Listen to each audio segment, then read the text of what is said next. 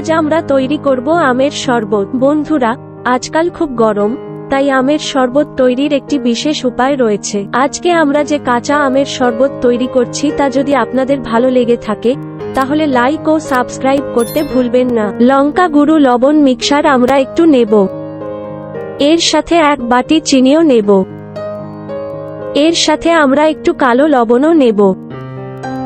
আর আমরা 2টি কাঁচা আম নেব। এবার আমগুলো ভালো করে ছিনিয়ে নেব।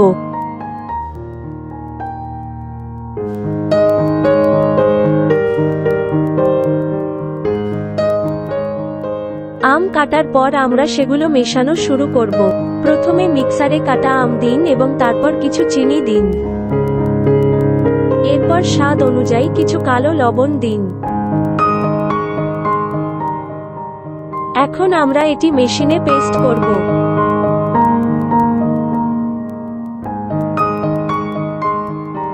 দেখুন কতটা ভালো হয়েছে।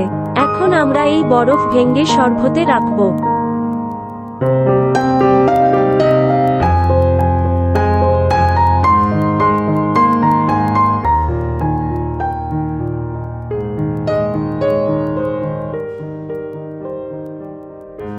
আমরা আবার মিক্সার চালাবো এবং পেস্ট করব।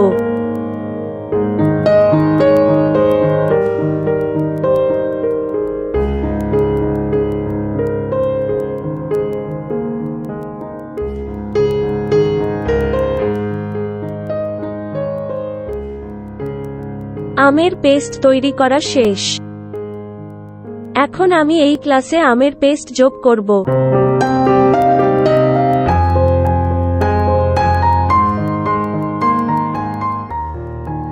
এখন আমি গ্লাসের ভিতরে কিছু বরফের কিউব যোগ করব।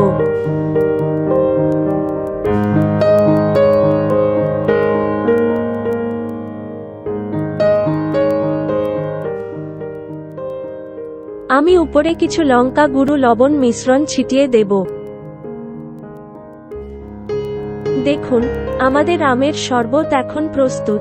এই প্রচণ্ড গরমে ঘরে তৈরি আমের শরবত উপভোগ করুন।